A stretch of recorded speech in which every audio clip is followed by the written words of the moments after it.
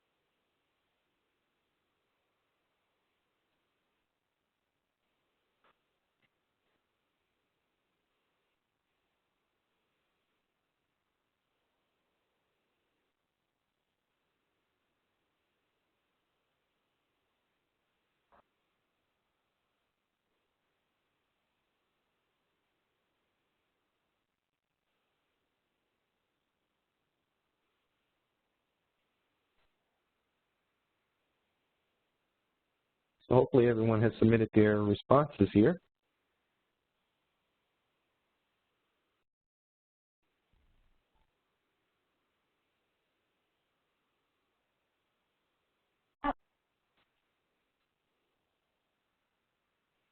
As I indicated, we do have a full day, a lot of information to cover, and we still have participants still joining the session, up to almost 260 participants.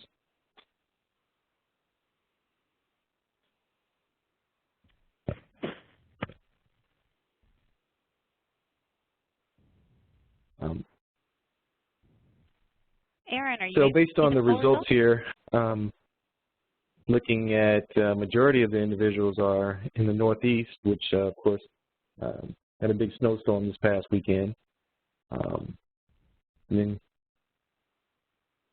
And then majority of our folks online, it's either it's homeless or pregnant and postpartum women. So that's where the majority of our grant portfolios are listed. All right, thank you for responding there.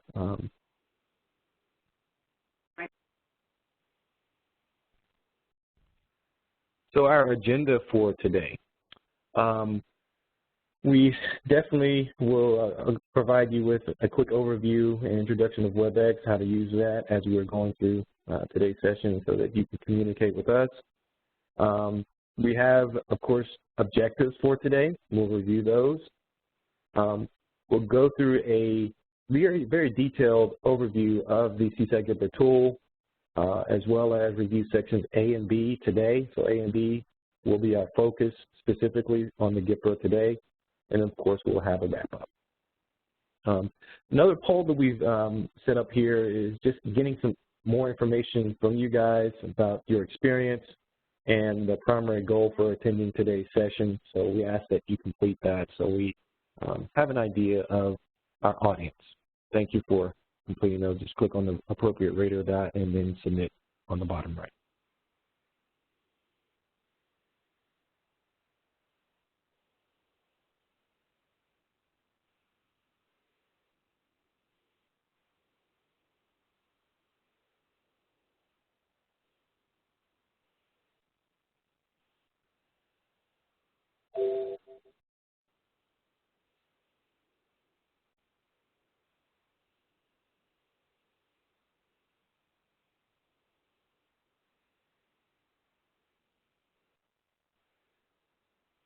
Now, if you have any connections problems throughout today's session, we ask that you contact WebEx technical support.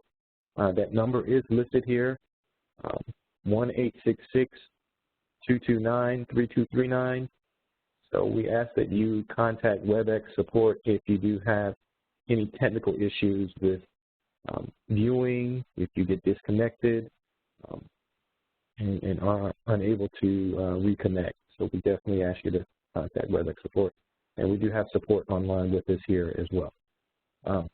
Also, if you're not familiar with the chat panel, here in the chat panel, it's on the right-hand side, but it's not going to be in the same alignment as my screen. So you should see a header that says chat. If you haven't already found that, here is you can view comments that are made throughout today's session, as well as post messages to or send messages to all panelists. You can chat privately with the panelists, as well as we'll be supplying various links in this area as well, so you can copy those links or click on those links and go to those links as we go through today's session as well.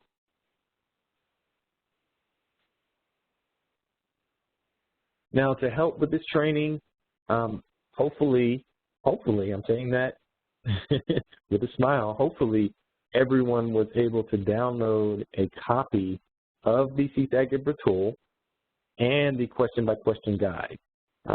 These items will be our main focus of today. So we do ask that you have a copy of these. It can be electronic, it can be hard copy. And if you don't have a copy of those items, they can easily be downloaded from the SACE website under data collection tools. So please, if you don't have a copy of those, please obtain a copy of those so that you can follow along as we go through and point out the various items on the GPRA tool.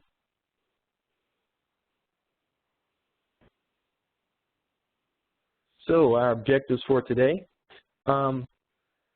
Now, CSAT knows the importance of data collection, and they really want everyone to conduct the same interview, regardless of where they're located, either in Maine, California, Hawaii, Alaska. Everyone should be asking each of the GPRA questions in the same manner, because CSAT wants this data collected in a standardized format. So it's important that everyone is trained and knows how to administer the GPRA tool. We'll also identify various data collection points and time frames that you need to be familiar with if you're not already. Also interpret the various clues that are provided through the data collection process and when you're interviewing that client so that you can record the appropriate response. We'll also point out a few common errors that are made during that interview process so that you are able to successfully interview and complete that client interview and enter that data that's then reported on to CSAT. So a quick overview of the tool. This is, of course, the main page, hopefully the cover page. Hopefully you guys are familiar with it. You will notice that the GPRA tool has an expiration date, and that expiration date is approaching. Now, you should continue to use this GPRA tool regardless of the expiration, so don't be alarmed by that. The tool is under review and should be receiving an updated expiration date. Not sure that the items will change or not. More than likely they will not, but you should continue to use this GPRA tool until you receive notification that the new expiration has been updated on the tool, and then you can begin using that particular tool. So questions on the tool must be asked as written. So basically, what you see on the tool, what the question asks, what it says, you must ask that client that question. Now, you can go back and rephrase it, but you must first ask the question as it is stated on the tool and then clarify for the client. Of course, the tool should be administered to each client receiving CSAT-funded services. Then you would complete an intake, a 6-month, which is required. There is an additional data collection point for adolescent assigned grantees. So CSAT has indicated if you're an adolescent program or not, and if you have to collect a 3-month post-intake. And then we have a discharge. We'll go into discharge, follow-up and discharge in more detail later. I do want to point out now, though, that just because discharge is on the slide is listed after the follow-up, the 6 and 3 months, doesn't mean that discharge cannot take place before those follow-up interviews. And if it does happen to take place before the follow-up interviews, you are still required to do a follow-up interview, even if the client is not in your program. I just wanted to stress that point here at the beginning, and you'll hear it at least over the next 2 days, 2 to 3 days. You may also have seen in the data entry system an option for 12-month. This is not required, but if you do want to collect 12-month, you're more than welcome to do so, and this information can be entered into the data entry system as well. So you can collect 12-month data and enter it, but it's not required.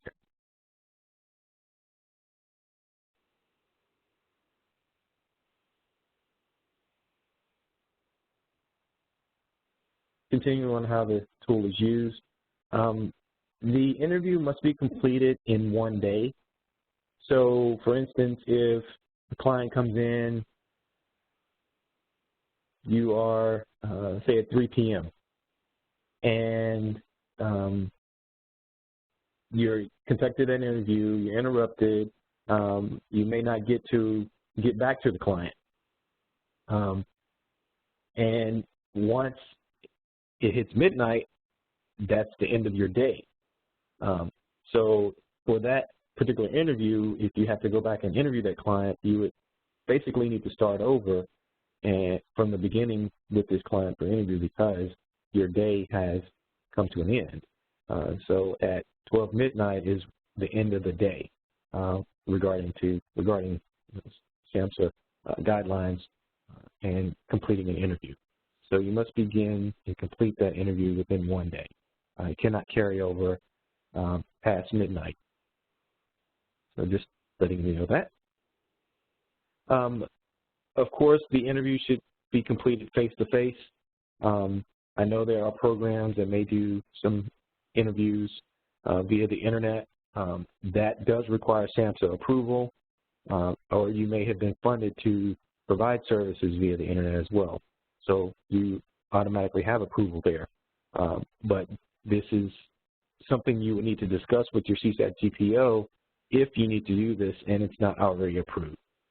So you will need to get approval or seek approval for any internet online video interviewing.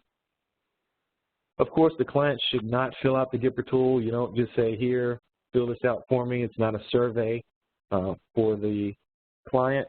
you must complete this, again, through a face-to-face interview.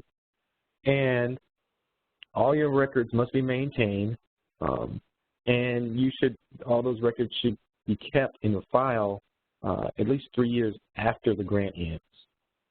So these records need to be kept in a safe place at least 3 years after your grant ends.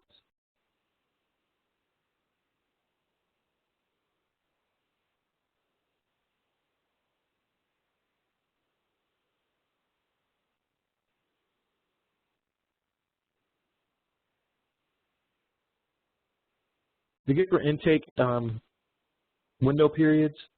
So if you are a residential program, the GPRA interview should be completed within 1 to 3 days after the client has entered your program. For all other programs, it is 1 to 4 days.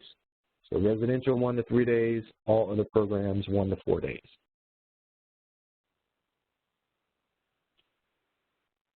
You'll hear this each day of this training regarding the follow-up windows. 1 month before, 2 months after, roughly for all programs. For CSAT homeless programs, again, you've been designated as CSAT homeless, and all programs should know if they have been designated a homeless program. You may provide service to homeless individuals. However, if you have not been designated as a CSAT homeless program, then you would follow the first window, which is 1 month before, 2 months after. So all programs that have been designated as CSAT homeless would follow the 2 months before and 2 months after. For adolescent programs conducting 3-month interviews, again, the same here with 1 month before, 2 months after. So CSAT adolescent programs for 3 months is 1 month before and 2 months after.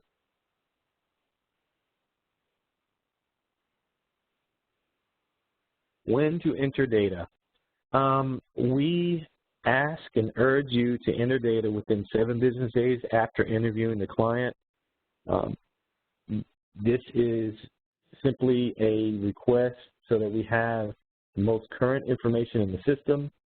The system will not prevent you from entering data after 7 business days.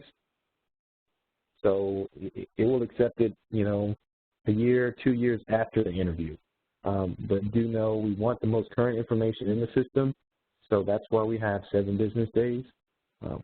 SAMHSA receives requests, data requests, and they want the most current information, so the reports that they're providing are current and up to date. All right, now we are transitioning over to our sections A and B. And we'll toggle to our GPRA tool, so your screen will change. So I'll toggle back and forth between the GPRA tool and the question-by-question guide. As you see the expiration listed here next to the pointer, 1/31/2016. Again, this form, along with the question-by-question guide, are on the GPRA website.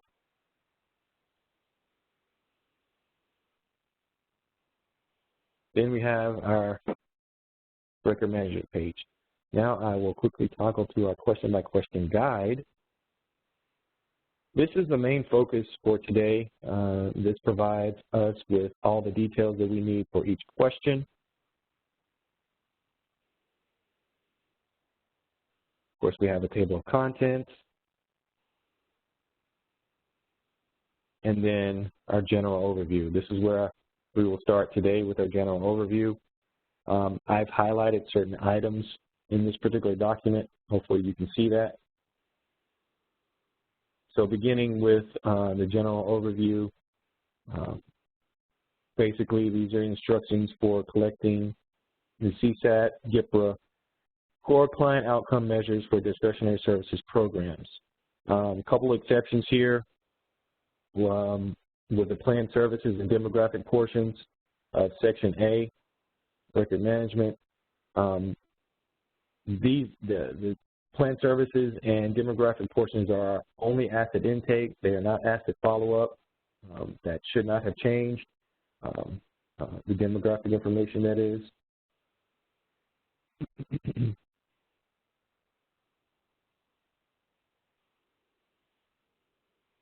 So you would ask the same questions in sections B, C, D, E, and F, and G for the follow-up portions of the tool, with addition to J and K.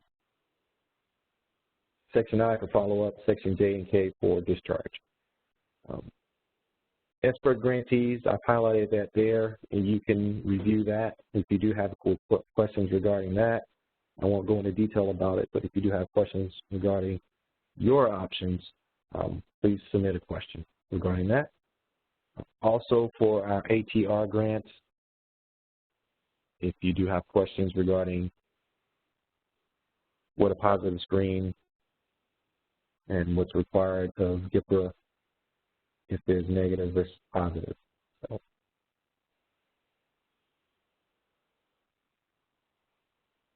moving on here,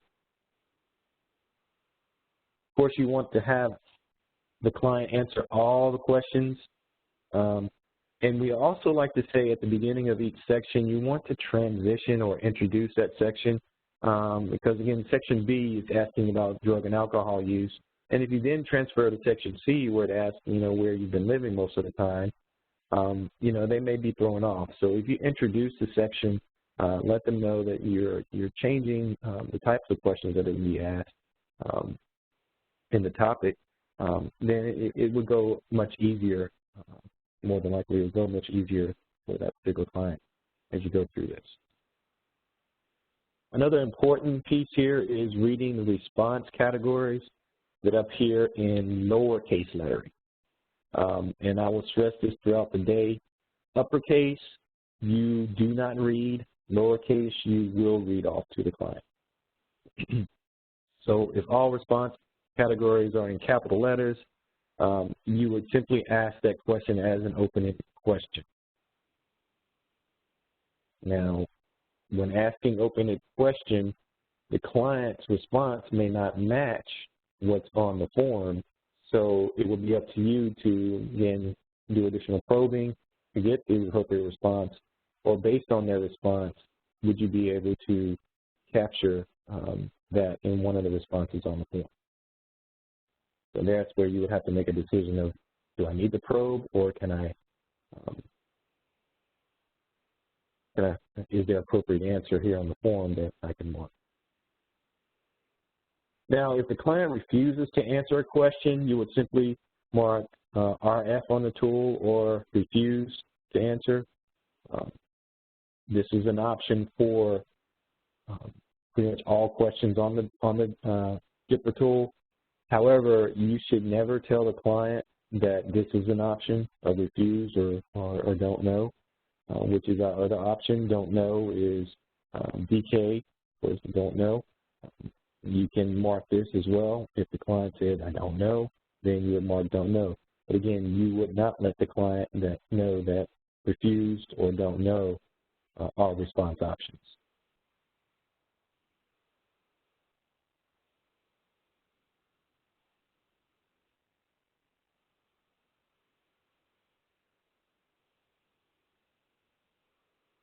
One thing we do like to point out, some of you may already be utilizing this tool, is the calendar and helping jog, your client's memory. Most of the questions are dealing with over the past 30 days, so they may not recall what they did. I know it's sometimes hard for me to recall what I did 2 or 3 weeks ago, so sometimes it does help to have a calendar here. As I mentioned earlier, interviews should be conducted in person unless you have received a waiver or permission from your CSAN GPO.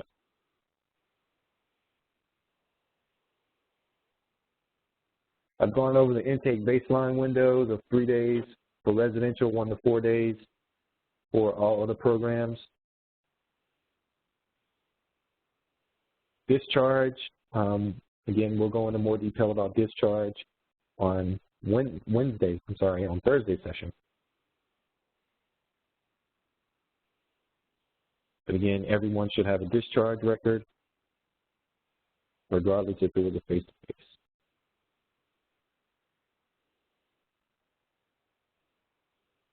First, we have follow-up. Again, everyone should have a 6-month follow-up, regardless if they are still receiving services at that follow-up point.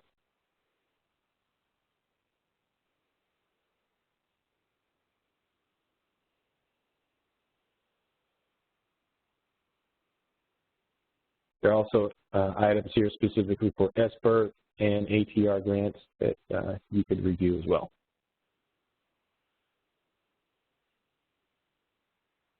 Now, the question-by-question guide itself is organized, of course, by the sections of the GPRA tool. And for each section, there's an overview as well as definitions that apply to the items in that particular section. Each question will have an intent or key point, also additional probes. So if, this is provide suggestions on how you can get that answer out of the client if their response is unclear. Coding topics basically provide some clarification on how to record certain responses. Cross-check, so if I answer a question regarding my drug use on question B2 that doesn't match up with the previous question about all illegal drugs, then there's a cross-check to help you with determining where I need to go back to get some clarification. And then there's skip patterns, so certain questions that don't need to be asked if you receive a certain response.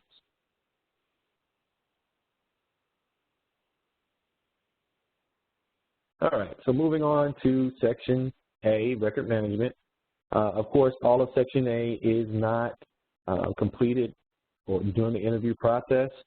Some of this will be administrative that will need to be completed more than likely before the interview takes place.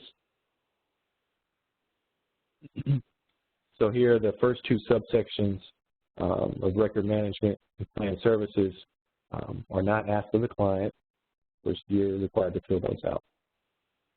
Now, the first item on the document that we do have a lot of questions about is the client ID. This is a unique identifier that is, and I will stress, that is determined by your project. If you do need guidance here, the help desk doesn't provide guidance. I will not provide guidance regarding the client ID. This is specifically a program-generated ID. Now, we will say that, of course, it will be between 1 to 15 characters. It will be the same ID number in intake, follow-up, and discharge. And for confidentiality reasons, you should not use any portion of their date of birth or their social security number in their client ID. So definitely do not do that. You don't use a birth, any portion of the date of birth or their social security number in that client ID. Now for SBIRT grantees, it's slightly different, but again, this is only for SBIRT grantees, so please follow these guidelines here for determining your ID.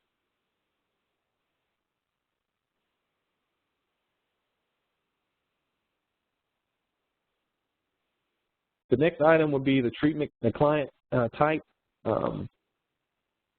For everyone, this should be treatment client, so there shouldn't be a question regarding this. So you should mark treatment client, regardless, what the name of your program is. We did have a portfolio that provided services, recovery support services, and they were to indicate client in recovery, but certain those grants have ended, so everyone should indicate treatment client.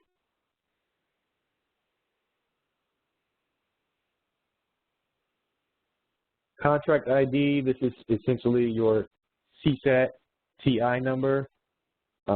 If you've ever contacted the CSAT GPRA help desk, you've been asked for your TI number.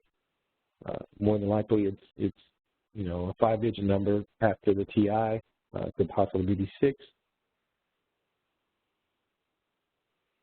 Of course, the interview type, we know if it's intake,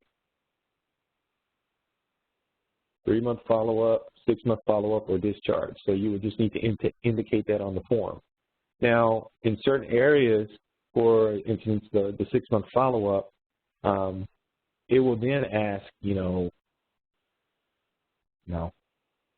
toggle to the form there. It will ask, did you conduct a follow-up interview, yes or no? And so here is where your skip logic comes in. If no, then you would go directly to section I, because you don't need to complete sections B through G, because there's no information there. So that saves you a step of having to go in and enter, missing or refused. The system will automatically do that when you indicate no when you go to enter this information. So you don't have to record that on the form and then enter it into the system. You can just indicate no and then go to section I and complete section I. Same thing for discharge here as well.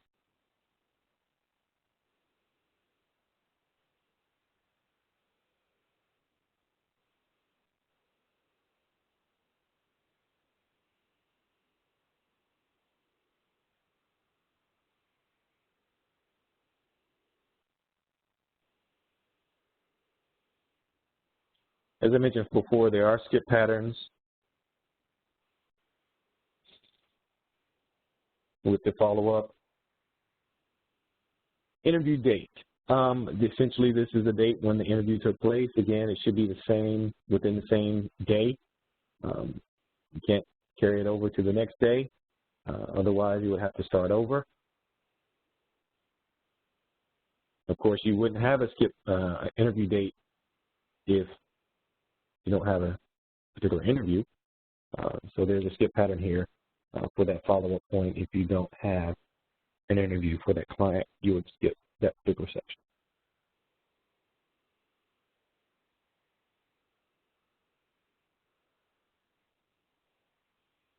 The next question after that is, was the client screened by your program for co-occurring mental health and substance use disorders? Again, this is a yes or no question. It's not required that you do the screening. CSAT is just trying to gather information on what programs are completing screenings.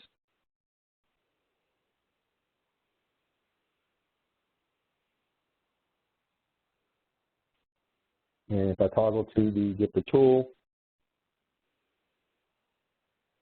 that question is going to be here.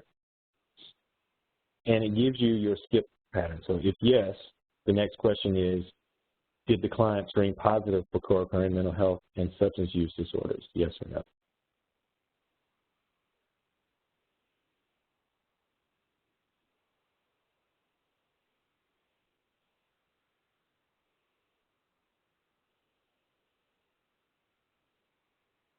All right, moving right along. We did 1A. Here's another note for expert programs. So just be sure. So this only applies to the expert programs on how did this client screen and what was his or her screening score. So that's only for the screening, brief intervention, referral, and treatment programs.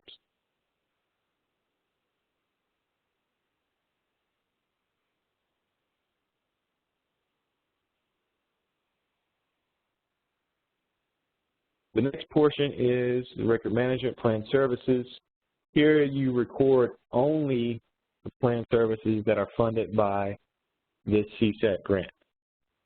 So any of the services that you're planning to provide this client is what you would indicate here.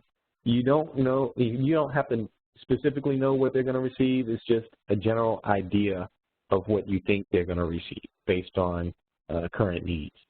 Okay, but again, it should only be CSAT funded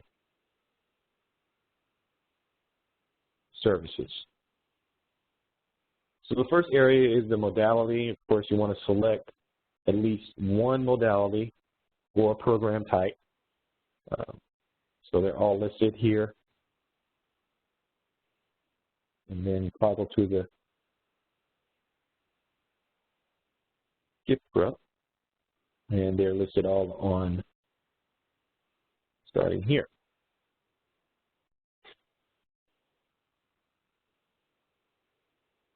Then you have your treatment services.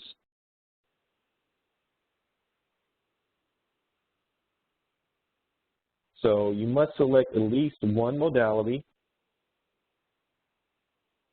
and then at least one treatment services. And that is for treatment services, includes everything else on this page. So you must select yes to at least one of those.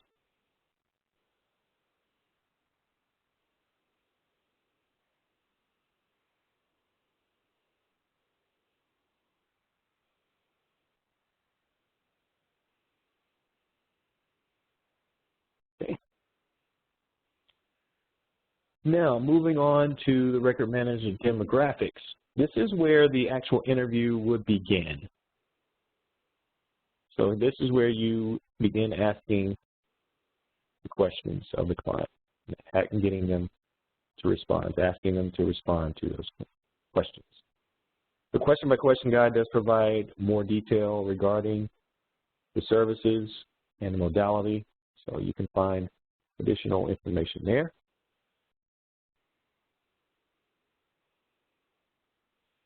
You know, you can begin the interview process with just simply stating, you know, as part of our program here, we have to collect additional data by asking you these questions so that we can continue to receive funding to provide services for other individuals as well as yourself. So first critical questions are going to be regarding your demographics, or basic information about yourself. So the first question here, open-ended question: what is your gender? Of course, you would allow them to respond, and then you would record the appropriate response. Those response options, of course, are male, female, transgender, other, specify, and refuse. As you also may have seen or may see, that these response options are all in capital letters. So again, you do not read the response options if they are in all caps.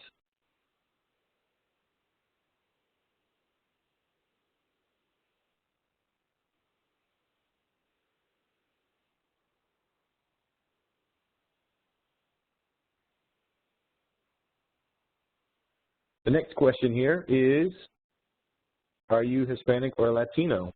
Here you are basically trying to ascertain whether the client is Hispanic or Latino. If yes, then you would need to specify, ask them what ethnic group. So this is basically a two-part question. So if they respond yes to are you Hispanic or Latino, you would then move to the next question.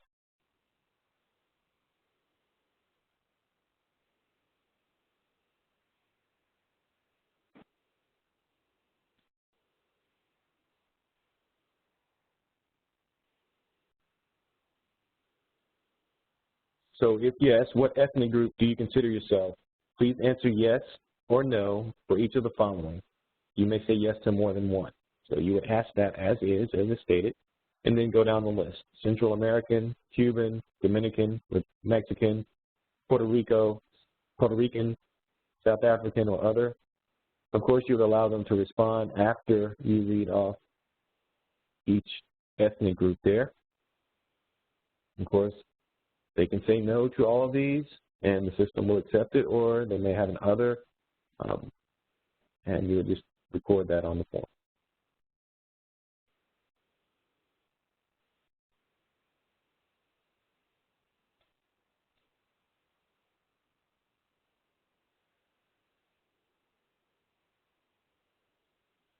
Next is, what is your race? Please answer yes or no for each of the following. You may say yes to more than one. Here, of course, you're just trying to determine their race of the client that they consider him or herself. Of course, you read all the response options that are available and allow them to respond yes or no. And looking on the form here, Black or African American, Asian, Native Hawaiian or other Pacific Islander, Alaska Native, White, American Indian. And then, of course, allow them to respond. They can answer no to all of these, and the system will accept that. So if you have a client that says no to all of these, then that is perfectly fine.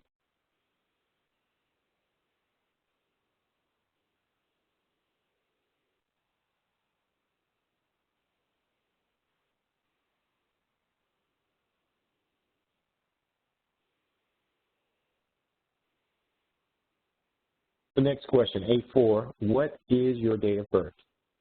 Here you're just basically recording the client's month and year of birth. You don't need to record the day. There is a space on the tool that you can record the day. However, when you go to enter that into the system is only going to ask or require you to enter the month and the year of their birth.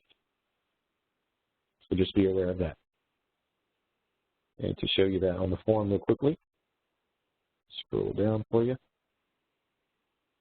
So as you see, the day here is grayed out, meaning you don't have to enter it. And also there's a note here, the system will only save month and year to maintain confidentiality. Day is not saved.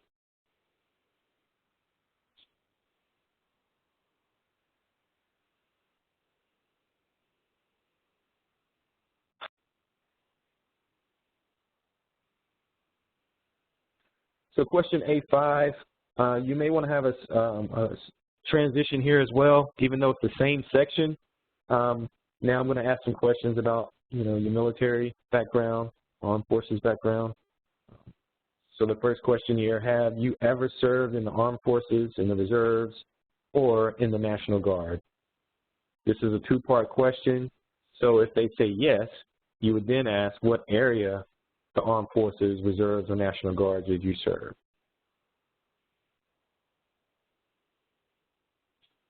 Again, on additional probes, you may have to probe to determine if the client is currently serving, and only one response should be coded.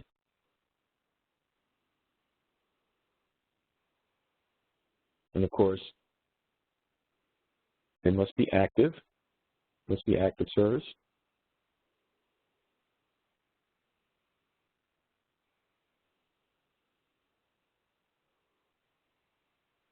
Skip pattern here, if they respond no, refused, or don't know, then you would skip to question A6.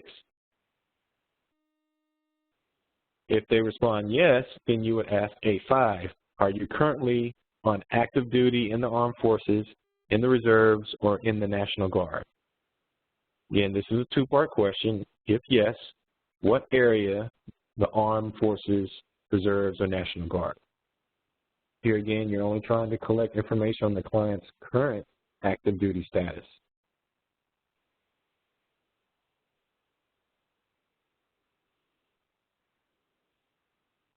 And to look at the GPRA at this question,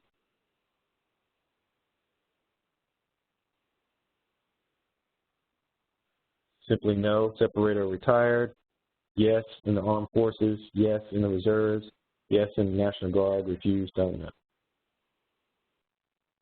So those are the response options. Again, you don't read those response options because they're in all caps, so you allow them to respond and you record it appropriately.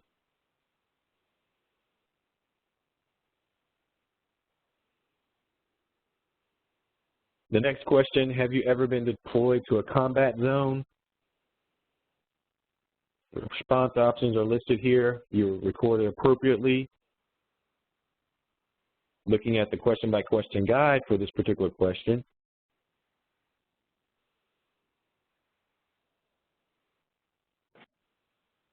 we do so that what deployment is, have definition of what deployment is, and combat zone.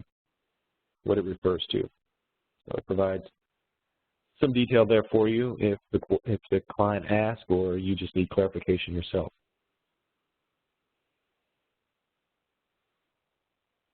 There's also the acronyms for the various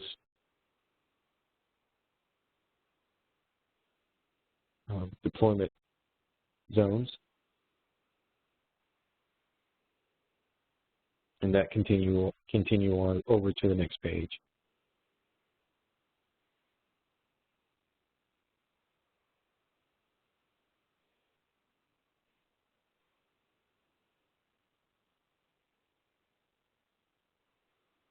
Now, here's special guidance needed for expert grantees regarding screen negatives. You'll just get the next question, basically.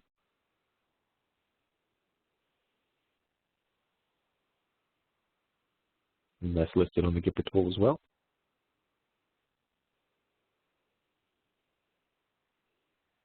Question 6 for all other programs. Is anyone in your family or someone close to you on active duty in the armed forces, in the reserves, or in the National Guard, or separated or retired from the armed forces, reserves, or National Guard? And this is an open-ended question. Allow them to respond. If the response is no, there's a skip pattern here. If no, refuse, or don't know, of course you would skip to section B. If the response is yes, this is a two-part question, so you would need to determine how many. Only one, yes, more than one, and then of course you have the refuse and don't know response options.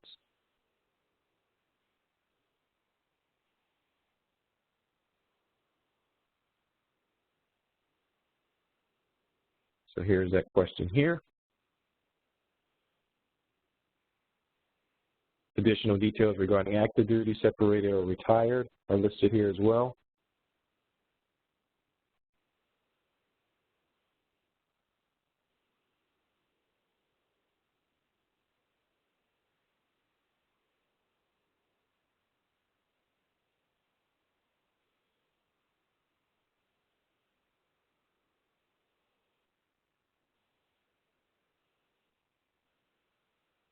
Again, if the response was yes, you would then ask, what is the relationship of that person, service member, to you? We do have the options of 1 for mother, 2 for father, 3 for brother, 4 for sister, 5 for spouse, 6 for partner, 7 for child, 8 for other.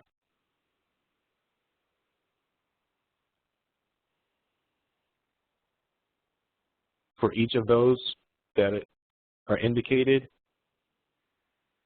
if it's more than one, write in what that relationship is for that particular code: 1, 2, 3, 4, 5, 6, 7, 8, or 8, and then ask the questions for each individual person. Has the service member experienced any of the following?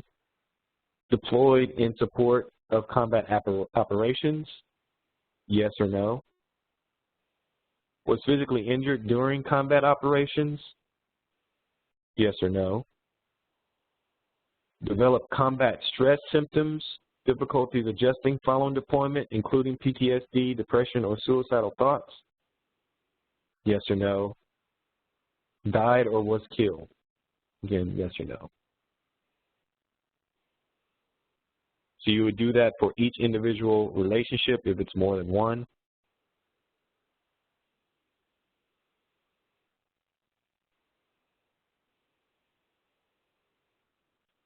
And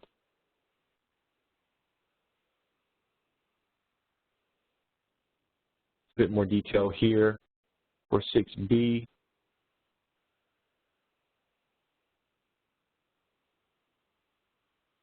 And 6C.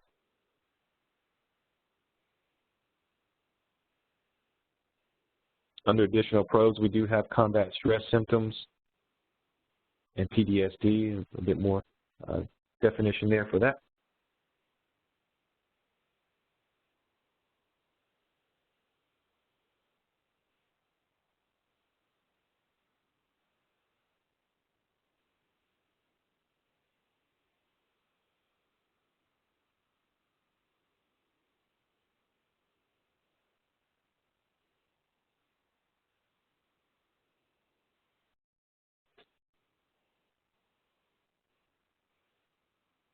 And that would conclude Section A.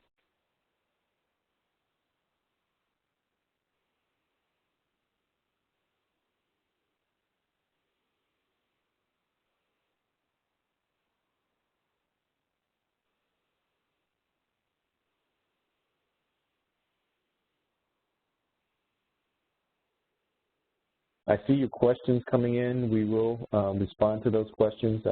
One of the panelists will respond to those questions. So please hang on there. Again, as we transition from Section A to Section B, we want to provide a little transition here. Okay. I do want to respond to one question here.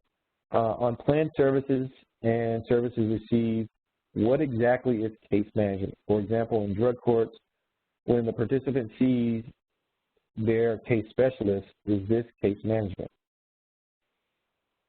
My assumption is yes there, but again, that's only my assumption. If this is CSAP-funded services and you're providing, this service for them through CSAP, then I would say yes, that would be considered case management. It does provide further clarification or a definition for case management, but that's not an all-inclusive definition of case management in the question-by-question guide. But more than likely in this case, I would say yes.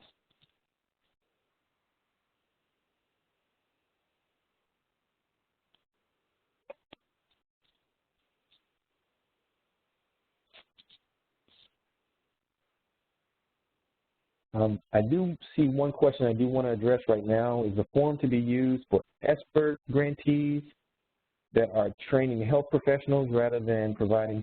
Well, it sounds as if your grant program is a best practices, which does not use this particular tool for the interview process. You would complete a survey. You would have all your participants that attend the training complete a survey. And that is a different training, which we conducted on December 30th, and that recording is online.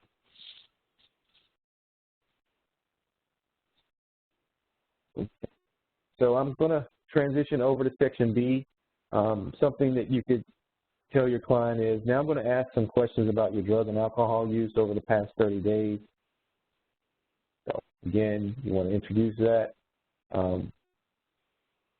Again, you're asking specifically about behavior in the past 30 days. You do not want to use in the past month as a substitute because, again, it could lead to some confusion there. If you say past month and it's January 26th, they may only think of December, not, the 25 other days in January when you say past month. So you definitely want to stick to the past 30 days. Here's a note for ORP grantees. So just be aware that in this case, you would be referring to 90 days for this intake interview.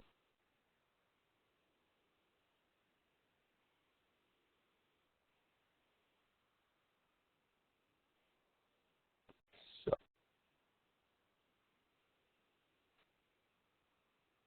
moving on to Section B, first question here. During the past 30 days, how many days have you used the following? Any alcohol. Now, the skip pattern is noted here, and you're not reading that off, but if it's 0, you would then skip to item B1C. However, if they do indicate they did use alcohol over the past 30 days, you want to record the number of days. Not the number of times, but the number of days. Of course, this cannot be more than 30.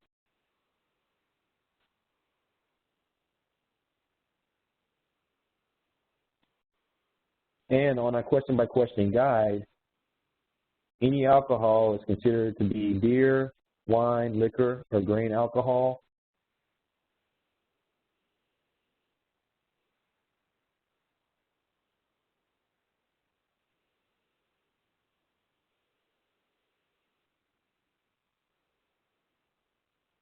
Our next question, during the past 30 days, how many days have you used the following alcohol to intoxication, 5 or more drinks in one sitting? Now, you may need further clarification about alcohol to intoxication, 5 or more drinks in one sitting. And it's spelled out here, refers to the client drinking 5 or more drinks in one sitting or within a brief period of time.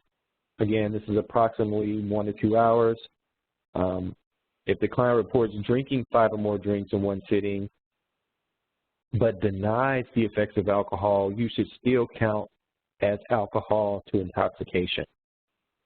So I know the question says alcohol to intoxication, 5 or more drinks in one sitting, but this is only recording binge drinking, and it's basically, we're not trying to determine if the client felt the effects of the alcohol. We're trying to determine here how many drinks they had, in this case 5 or more in one sitting. So we're not determining if they felt the effects, we're just trying to determine the number of drinks they had, if they had 5 or more drinks in that one sitting. So again, this is the number of days they had 5 or more drinks, and of course it cannot be 30, more than 30. The next question is alcohol to intoxication 4 or fewer drinks in one sitting and felt high. So in this case, they had alcohol to intoxication. They felt the effects of the alcohol, but it was 4 or fewer drinks.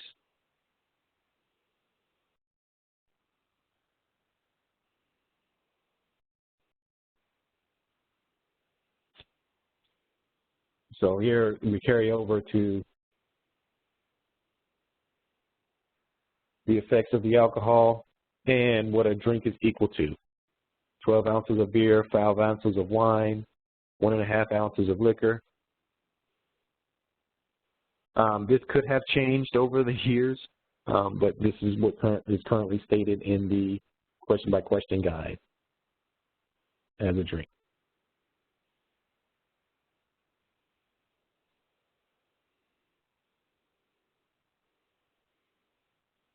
The next question, during the past 30 days, how many days have you used the following illegal drugs? Again, you're trying to determine the number of days they've used illegal drugs over the past 30 days. Now, illegal drugs includes unprescribed use of prescription medication or misuse of prescribed medication. So, of course, you're taking more than prescribed. This should all be counted as illegal drug use.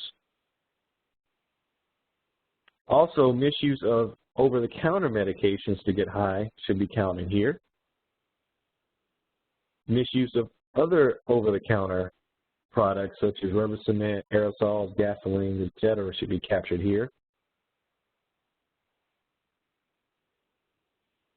Anyone under the age of 18, use of nicotine should be captured here. Also, use of marijuana, whether prescribed or not, or purchased legally, should be counted here. So federal law does not recognize use of prescribed marijuana, so this would be captured here as illegal.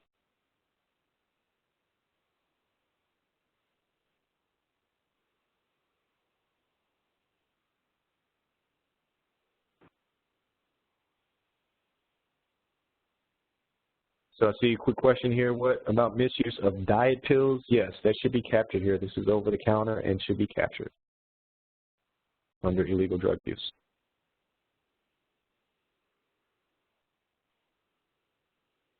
The next question, both alcohol and drugs on the same day. So you're trying to capture here the alcohol and drugs on the same day.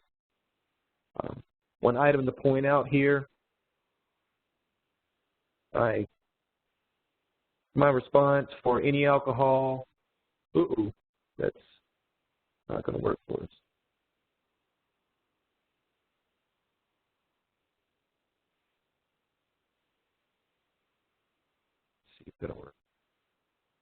is 20 days. And then illegal drugs is 10 days. Then both alcohol and drugs, the maximum can only be 10 days. So just make that note. If they do use alcohol and illegal drugs, the maximum in the case is going to be the lower number for both alcohol and drugs. It's going to be the lower of the two. So just remember that. Make note of that.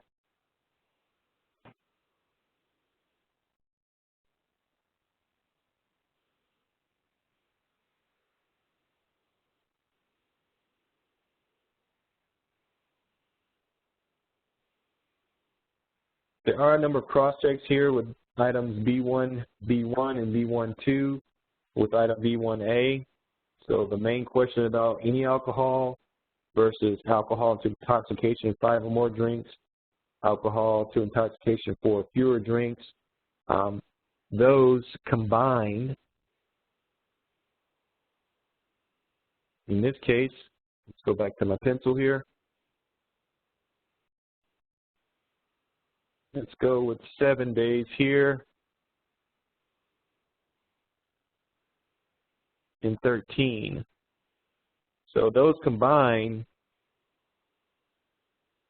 7 and 13, of course, is 20. However, it adds up, but it can't be 9 because, of course, when adding that up, it's going to be more than the 20 days here. Also, it can be less than 20 days as well. It doesn't necessarily have to add up. So I could have just 2 days here, and that's perfectly fine. Sorry about my scribble, but using a mouse here, it doesn't work so well.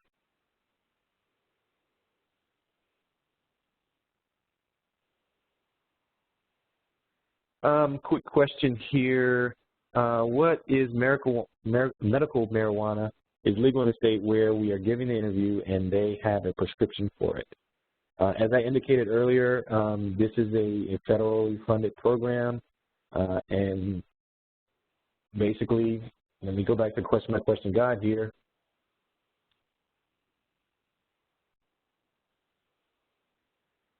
Federal law does not recognize use of prescribed marijuana. So federal law supersedes state law in this case and should be captured here as illegal drug use. Again, you can explain that to your client.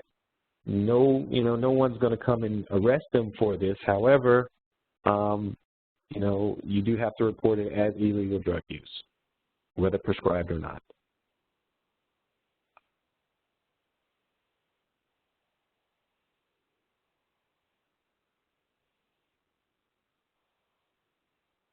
All right. Get rid of my scribble here.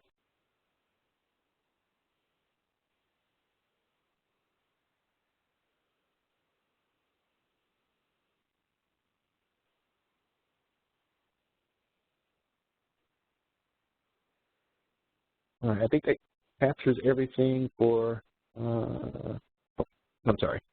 Continue on with the cross-check. I gave that example. Then the skip patterns here, again, if B1A is 0, then you can skip to B1C regarding illegal drugs. So any alcohol, if 0, you would skip to illegal drugs. If the response to B1A and B1 and or B1C is 0, confused or don't know, then you would skip to B1D. You would skip B1D. So if this is 0 and this is 0, then you would skip both alcohol and drugs. Or if illegal drugs is 10 days and any alcohol is 0, you would still skip D.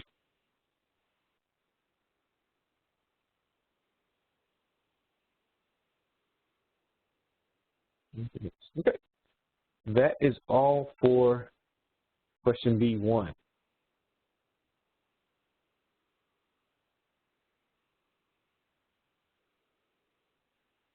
Question B2. Now, B2, of course, provides the generic terms for each of the drugs of choice. Even if your response to B1C is 0, you still ask B2. Sometimes they may not, think that they've used an illegal drug, but here is where you would need to point out to them, yes, it is illegal when you review that. So that's why you cannot skip.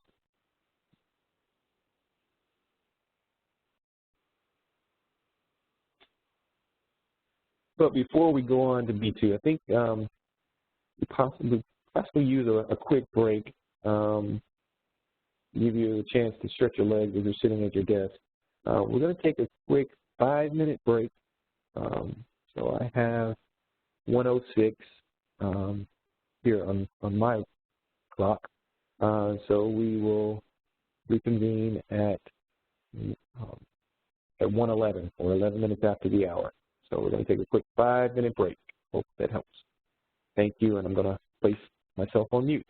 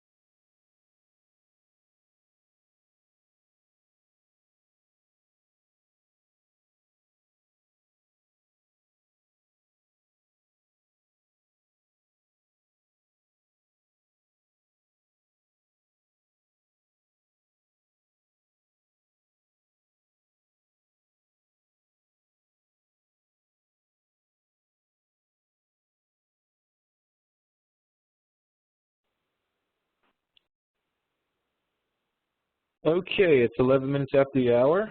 I want to start back up here. Hopefully that was enough time for you to stretch your legs, get something to drink. All right, so continuing on with item B2. Question is, during the past 30 days, how many days have you used any of the following? Here you would go down the list: cocaine, crack. Allow them to respond with the appropriate number of days, and then record that. Now, if there are other slang terms that may be used in your area, you can do that. You can use those after you've said cocaine or crack. Same thing with all the other drugs of choice here: marijuana, hashish, pot, joints, blunts, chronic, weed, Mary Jane. Those slang terms are listed in parentheses. Again, if you just read marijuana, hashish, and then other slang terms that may be used in your area that is appropriate, you do not have to read what's in parentheses. Then you have heroin, morphine, Dilaudid, Demerol, Percocet, Darvon, codeine, Tylenol 2,3,4, Oxycontin, oxycodone, non-prescription methadone, hallucinogens, psychedelics, PCP, MDMA, LSD, mushrooms or mescaline. Again, I did not read what's in parentheses. It's totally up to you if you want to read those off or use other slang terms. Methamphetamines or other amphetamines.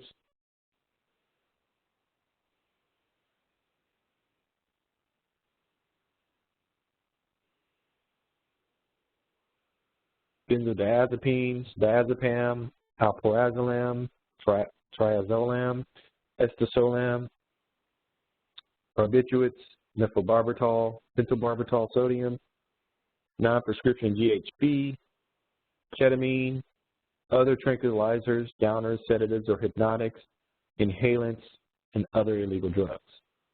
And specify. For other illegal drugs, you may, for those individuals that are under the age of 18 and are using tobacco, you can indicate that here.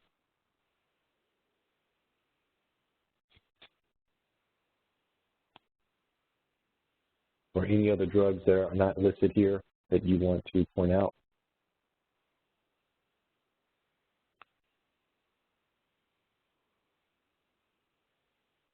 Now, with each of those questions, you do see a route of administration. I did not intentionally skip over that, just because how it's listed on the question-by-question guide, it's separated. So B2 is covered first, and then if you move to the next page here, as you see, we have the drugs of choice. Then we have the route of administration.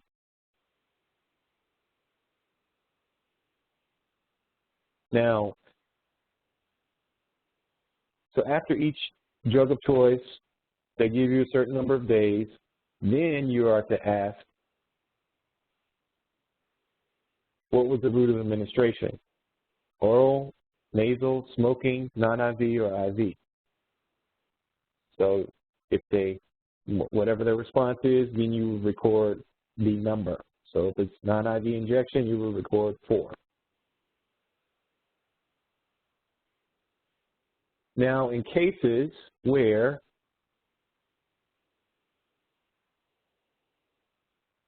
let's get down here.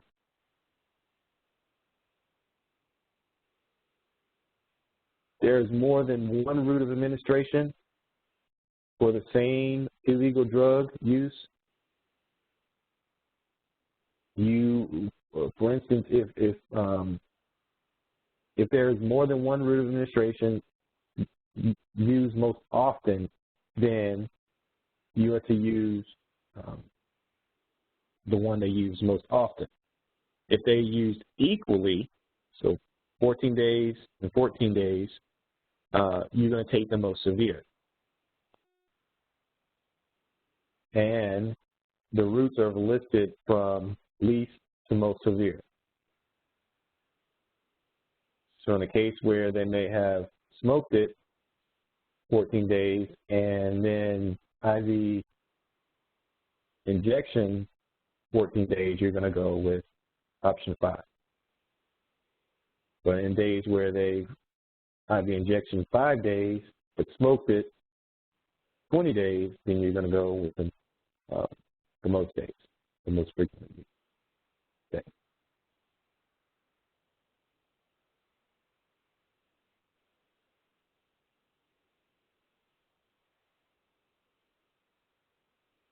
And to address that question, do you use most severe if it is the least seldom? And that is not the case.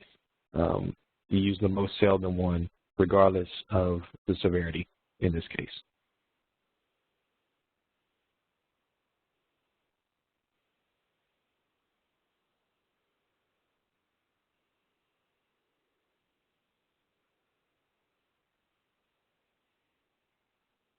All right, just want to make sure I covered everything there.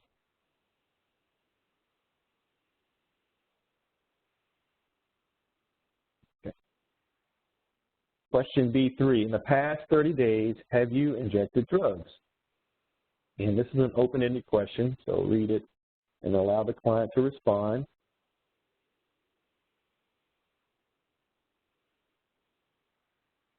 So in here, the intent is to record if the client has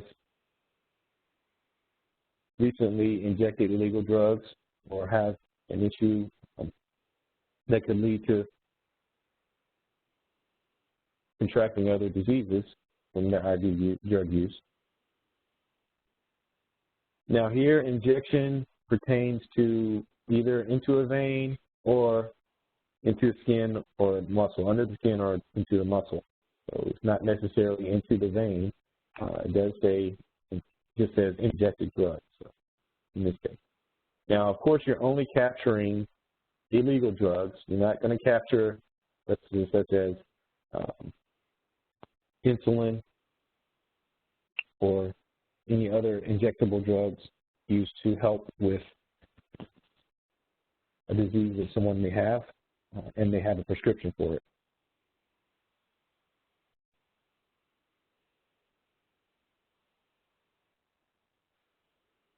Now, if the response is no, then you would skip to section C.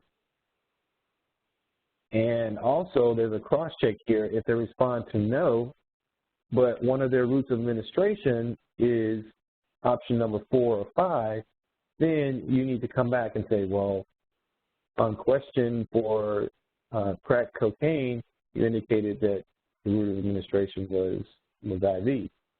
So are you sure you have not, injected drugs?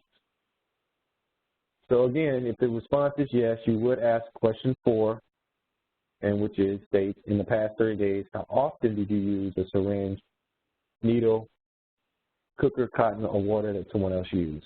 Here you read the response options: always, more than half the time, less than half the time, or never.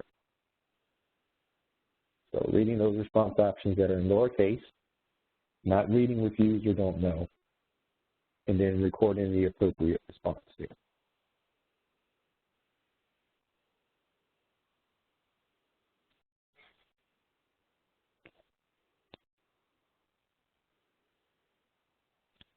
See a question here, what about amphetamine patches? That would be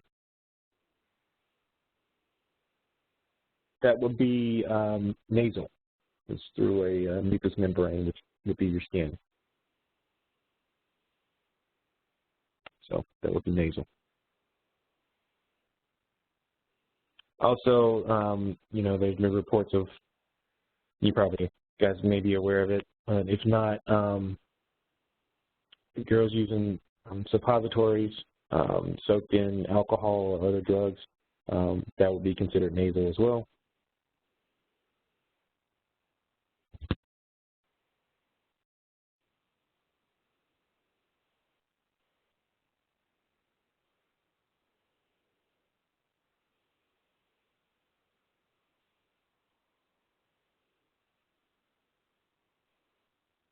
Another question here, if the client is currently enrolled in a OMT methadone program but admits to using more than what was originally prescribed,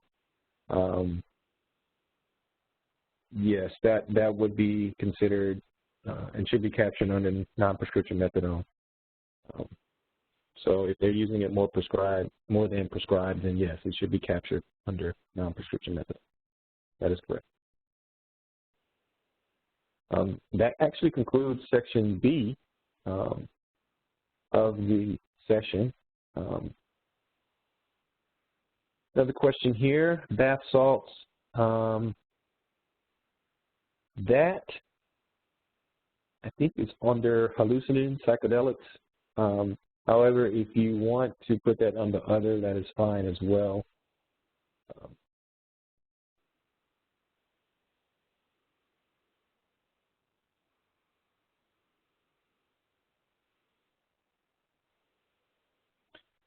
And another question here, what is the correct category for Lortabs? I am not familiar with that, so that would be something, maybe if it, are you referring to the suppositories? Is that what you're referring to? I'm not sure. But I'd say that would need to go under other. No, it would be an opioid. I'm sorry. Thank you. How about K2, which is a synthetic marijuana? If you want to specify that, then I would say, so that SAMHSA knows there's an issue with the K2, which of course they do know, but if you want to stress that, K2 was used, that may be something that could possibly be added later on as an option instead of just categorizing it under marijuana. So K2, I would say, under illegal drugs. I'm sorry, under other illegal drugs. Specify that.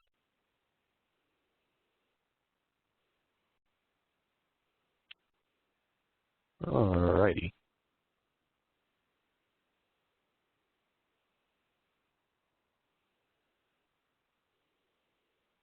So a quick review of our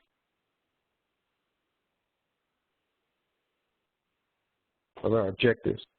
Just looking at the chat area, I'm still wondering why, if someone reports that their friend family has not deployed to combat operations, okay, C6 equals no, why aren't we skipping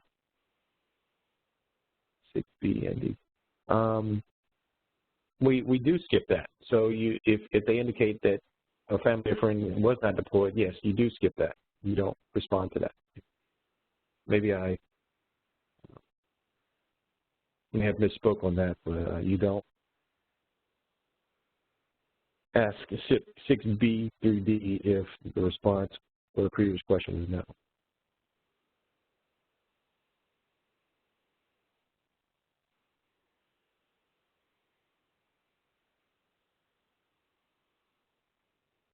Okay.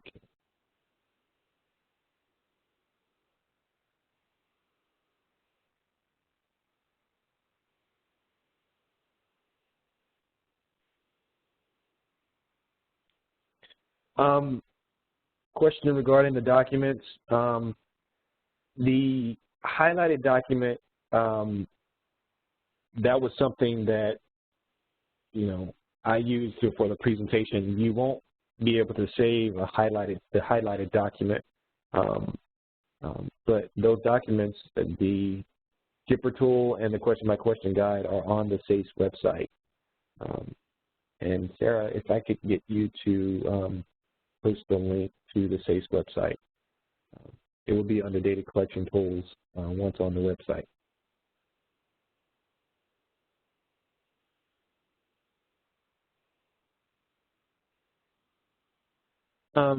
So a review of today's objectives. So of course, we reviewed how to conduct the client interview. Of course, it's a face-to-face interview, and we do not want you to give the form to a client. We identify data collection points and time frames, look for certain clues throughout the data collection process to ensure that we're collecting and conducting the interview appropriately. Also identify common errors to look out for as well.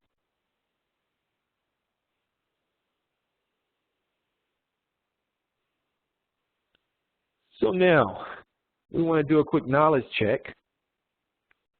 Liz has opened the poll, and so I ask you to respond to the question here. The CSAT GPRA tool is self-reporting. I promise you these are not trick questions.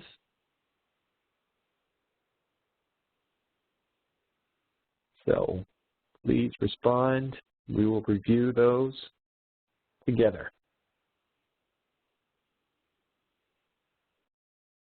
And I actually just touched on this.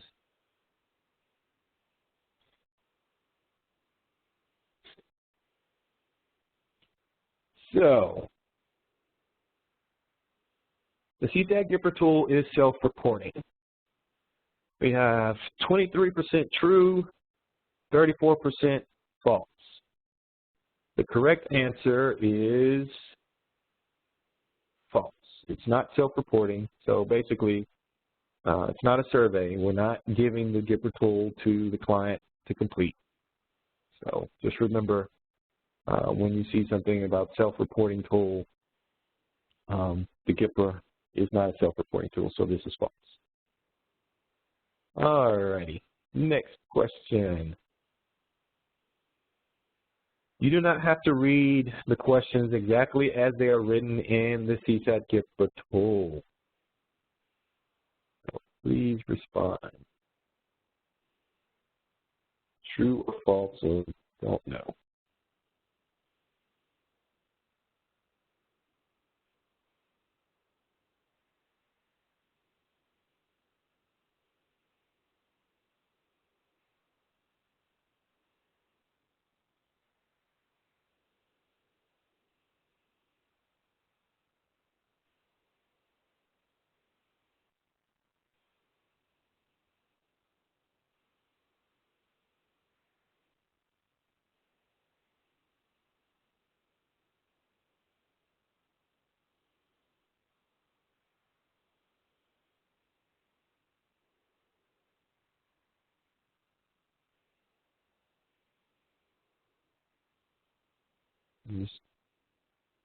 Hopefully everyone has responded. The poll has closed or ended.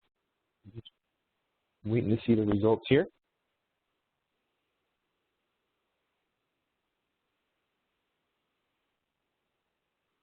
So, majority of you did say false on this, which is correct.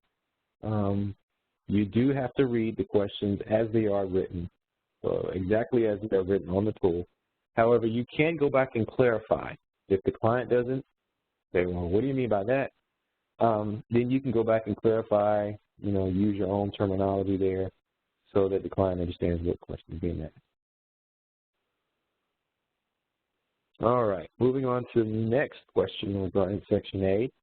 When entering the client's date of birth into SACE, the following is true. You must ask for proof of age. The date of birth is used to determine the client ID. SACE will have only the month, will save only the month and year.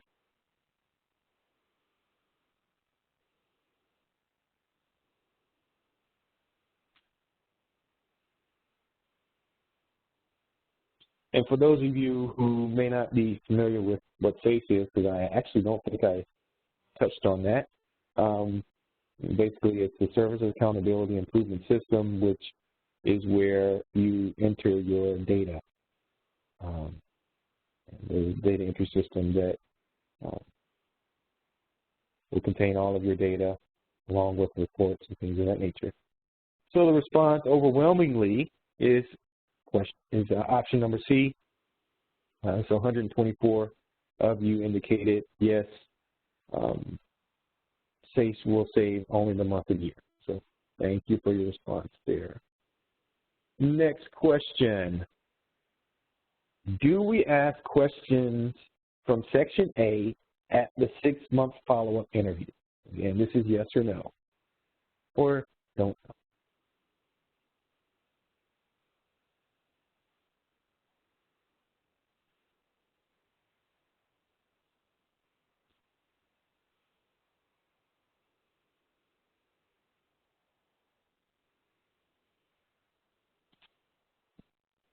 So hopefully you are able to respond. If not, it's okay.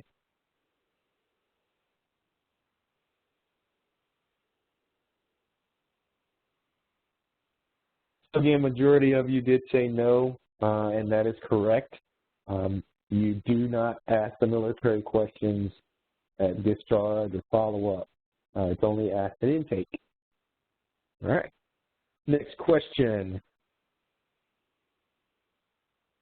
Regarding Section B, the following are considered alcohol and should be recorded appropriately in question B1.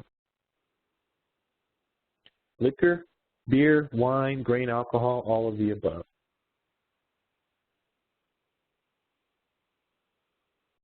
We did go over this. I know I mentioned it. It's in the Q-by-Q guide. It's not on the GPRA tool, but it's in the question-by-question guide.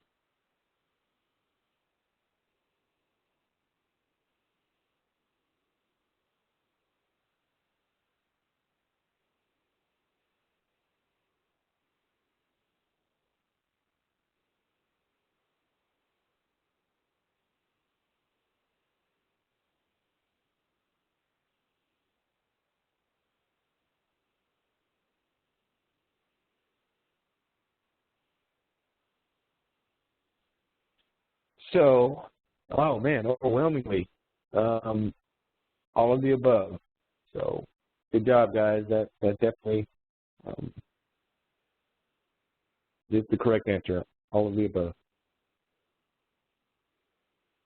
Continuing on, Section B. In question B2, if the client indicates multiple routes of administration for a particular drug, you will record the route that is used most often.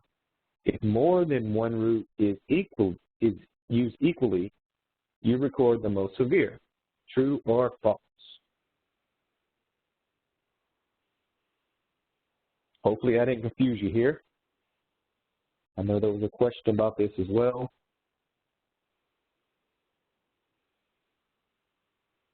But we will get it cleared up now.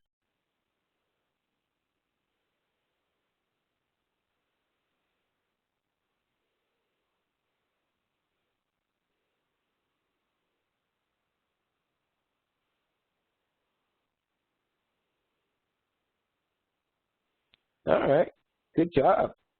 The answer is true. So if the client indicates multiple routes of administration for a particular drug, you will record the route that was used most often. Regardless of the severity, you record what's used most often. Now, if more than one route is used equally, then you record the most severe. So, good job. Thank you. All right, that concludes our questions and knowledge test for today. Just want to quickly go over some other trainings that we have upcoming, just to make you aware of that. Our technical assistance request system, we will have a training on that. It's being planned for next month, February. It is only for project directors, so if you are not a project director, then you will not be attending, because the reason it's only for project directors is that only project directors can submit technical assistance requests. Okay? There will be an announcement sent out at least 2 weeks prior to the event, and of course that webinar will be recorded as well, and then posted on Crusade. Some of you may have had some data issues or IT issues. Also, passwords and or usernames, questions about the GPRA tool, other training or technical assistance. You can always contact the help desk. They are here to provide, you assistance. So you can always contact them at the 800 number listed here between the hours of 8 a.m. and 8 p.m. You can also send emails to them via the email address listed here. You can send them at all times of the night, but of course they're going to respond between the hours of 8 a.m. and 8 p.m. Eastern Time. Now, if there are specific programmatic issues that need to be addressed, you definitely want to contact your CSAT government project officer who can provide guidance there.